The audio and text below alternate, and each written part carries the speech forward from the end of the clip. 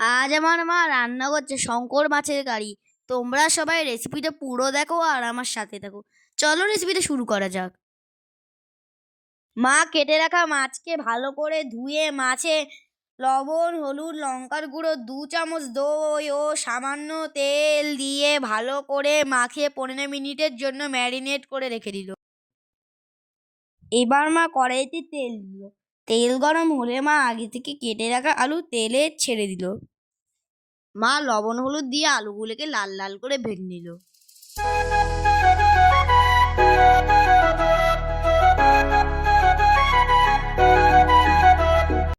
Marinate করা মাছগুলোকে মা তেলে ছেড়ে দিল। মা মাছগুলোকে উল্টে পাল্টে ভালো করে লাল লাল করে ভেজে নিল।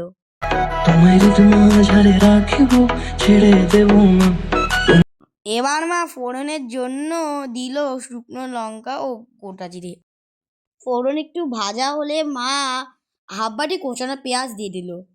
পেঁয়াজ একটু ভাজা হলে আদা ও রসুন বাটা দিয়ে ভালো করে কষিয়ে নিল।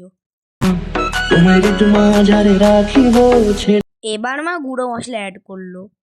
স্বাদ মতো নুন, হাফ চামচ হলুদ গুঁড়ো, 1 চামচ জিরে গুঁড়ো, হাফ চামচ লঙ্কার গুঁড়ো, একটা বড় সাইজের টমেটো কুচি ও সামান্য চিনি দিয়ে ভালো করে কষিয়ে নিল। কষানো হয়ে গেলে মা এতে 2 চামচ দই দিয়ে ভালো করে কষিয়ে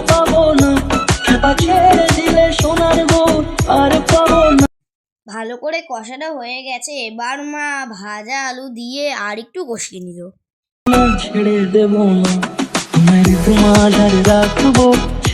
এবার ভেজে রাখা মাছ দিয়ে দিল। এবার মা পরিমাণ মতো জল দিয়ে দিল। ঝোল ফুটে উঠলে মা কিছুক্ষণের জন্য ঢাকনা চাপা দিয়ে রেখে দিল। ঢাকনা খোলার পর মা চেরা কাঁচা লঙ্কা ও একটু গরম মশলা দিয়ে রান্না শেষ করলো। রান্নাটা তোমাদের ভালো লাগলে লাইক, কমেন্ট, শেয়ার এবং চ্যানেলটা সাবস্ক্রাইব করবে।